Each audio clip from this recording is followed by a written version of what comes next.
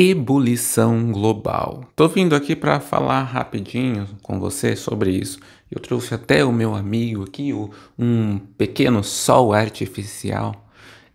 Bom, você já deve ter sentido essa onda de calor que nós estamos vivendo. Você já deve estar ouvindo muitas notícias sobre esse calor que não para, sobre recorde batido depois de recorde. Acabamos de atingir o mês mais quente de todos os tempos já registrado. Não sei certo qual mês, mas qualquer mês que eu falar aqui, se foi julho, se foi agosto, se foi setembro, daqui a pouco vai estar desatualizado mesmo, né? E algo interessante, né, o que me chamou a atenção e que me fez vir aqui gravar esse vídeo é o seguinte: se antes falávamos de um aquecimento global, hoje começamos a usar um novo conceito, ebulição global. Veja, esse é um momento muito oportuno para a gente refletir sobre o uso de conceitos, sobre o papel da teoria e o papel da prática no fazer humano. Antes de tudo, antes de teoria, antes de prática, o que vem é o sofrimento. O que vem é o sensível, né? E o que é sensível? No momento, obviamente, o calor. O calor nunca antes visto, o calor em tempos que não se espera, e o calor num aumento muito mais rápido do que o que era previsto. Antes já tínhamos a noção, a interpretação de aquecimento global de que tudo está esquentando.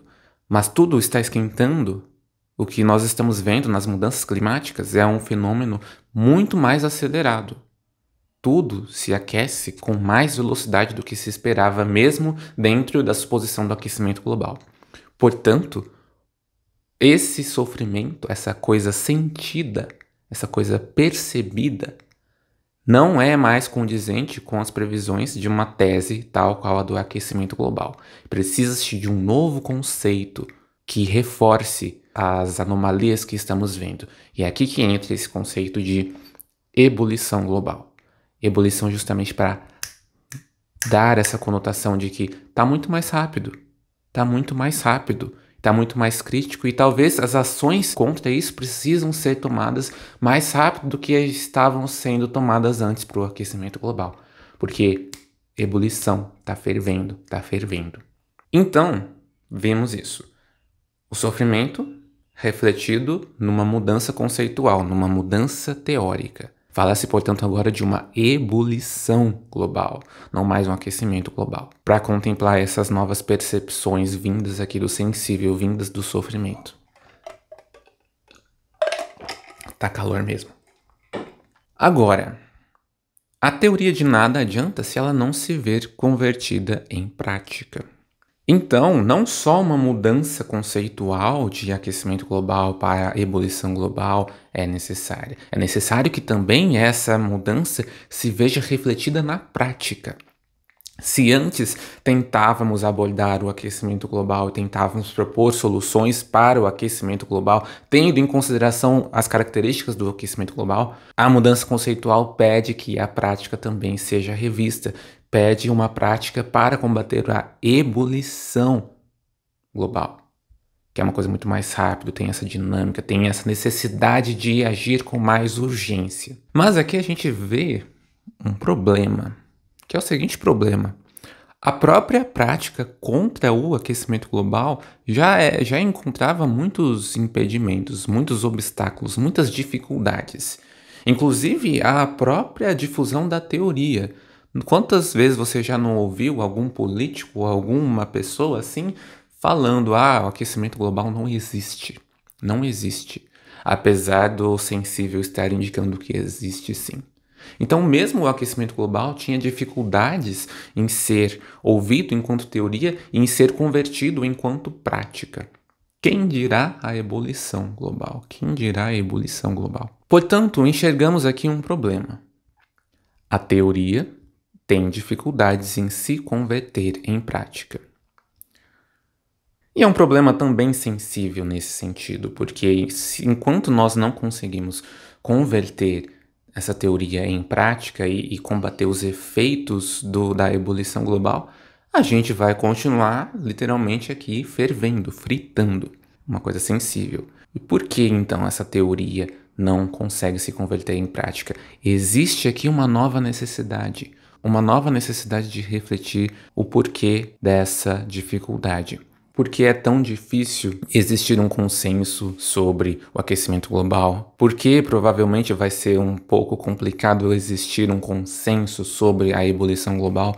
Por que continua sendo tão complicado a gente ter, enquanto um coletivo, enquanto sociedade, medidas realmente eficazes para o enfrentamento dessas mudanças climáticas cada vez mais radicais? São questões teóricas que precisam ser respondidas, sabe por quê? Porque a teoria que não consegue se reverter em prática sofre disso porque é uma teoria insuficiente, teoricamente insuficiente. Ela precisa, talvez, de uma atenção, né? Uma autorreflexão, pensar o que está limitando ela mesma, o que está limitando a sua prática, quais são os seus próprios obstáculos para ser ouvida e para ser praticada. A gente tem uma série de medidas, uma série de projetos, uma série de propostas, uma série de discussões, uma série de reuniões, de eventos para discutir todas essas temáticas, para tentar combater todas as mudanças no clima, mas a coisa continua piorando. Ou seja, falta algo em tudo isso que nós estamos pensando. Existe alguma limitação fundamental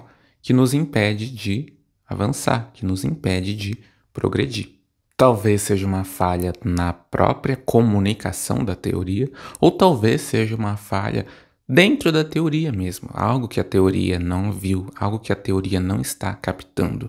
E precisaria entender, precisaria desse movimento de autorreflexão da teoria para tentar completar-se, para tentar entender por que ela não é eficaz e como ela poderia tornar-se eficaz.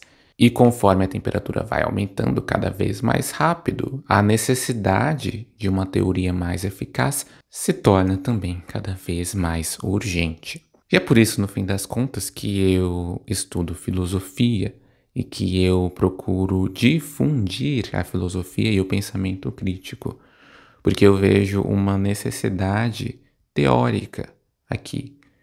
Já que a teoria que nós temos não se converte em prática, isso é um sinal de que ela pode ser uma teoria profundamente falha. E se a gente não descobrir logo essas falhas, a temperatura pode ficar alta demais.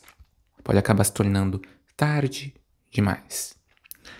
Isso aqui não é um chamado para a gente se alarmar. É um chamado para a gente se atentar e buscar um fazer teórico mais coerente com o sensível que nós estamos tendo, com o sofrimento sensível que nós estamos tendo. E que não se vê resolvido pela teoria que aí está, muito menos pelas práticas que aí estão. No mais, se hidrate, cuidado com o calor e mantenha o seu pensamento crítico. Mais cedo ou mais tarde, esperamos que ele possa se ver revertido em práticas. Vou ficando por aqui, espero você em um próximo vídeo.